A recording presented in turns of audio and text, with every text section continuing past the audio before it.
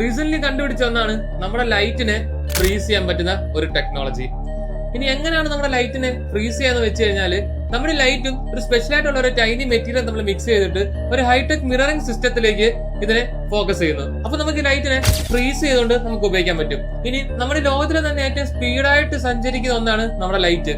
ഈ ലൈറ്റിനെ പറ്റി നമുക്ക് ഒരുപാട് പഠിക്കുകയും അത് ഉപയോഗിക്കാൻ പറ്റുവാണെങ്കിൽ ഈവൻ നമ്മൾ യൂസ് ചെയ്യുന്ന വൈഫൈ കണക്ഷൻ തൊട്ട് സാറ്റലൈറ്റിന്റെ കമ്മ്യൂണിക്കേഷൻ സിസ്റ്റം വരെ നമുക്ക് ആ ലൈറ്റിന്റെ സ്പീഡിലോട്ട് മോഡൽ ചെയ്യാൻ പറ്റും. ഇനിയും അതിൽ ഇൻട്രസ്റ്റിംഗ് ആയിട്ടുള്ള കാര്യം എന്താണെന്ന് വെച്ച് കഴിഞ്ഞാൽ നമുക്ക് ഈ ലൈറ്റിന്റെ സ്പീഡിൽ ഒരു മോഡലിനെ ക്രിയേറ്റ് ചെയ്യാൻ പറ്റി കഴിഞ്ഞാൽ അല്ലെങ്കിൽ ലൈറ്റിനെ പറ്റി ഒരുപാട് പഠിക്കാൻ പറ്റി കഴിഞ്ഞാൽ നമ്മുടെ ബ്രെയിൻ എങ്ങനെയാണോ ഫോക്കസ് ചെയ്യുന്നത് അല്ലെങ്കിൽ തിങ്ക് ചെയ്യുന്നത് അതേപോലെ ഒരു AI മോഡലിനെയോ അല്ലെങ്കിൽ ഒരു ആർട്ടിഫിഷ്യൽ ബ്രെയിനെ തന്നെ നമുക്ക് സൃഷ്ടിക്കാൻ പറ്റും. ഇനി നമ്മുടെ ബ്രെയിനിന്റെ കമ്മ്യൂണിക്കേഷൻ സ്പീഡും ലൈറ്റിന്റെ സ്പീഡും കൂടി കമ്പയർ ചെയ്യുകയാണെങ്കിൽ ഏറെക്കുറെ 2.5 മില്യൺ ഫാസ്റ്റർ ആണ് നമ്മുടെ ലൈറ്റിന്റെ സ്പീഡ്.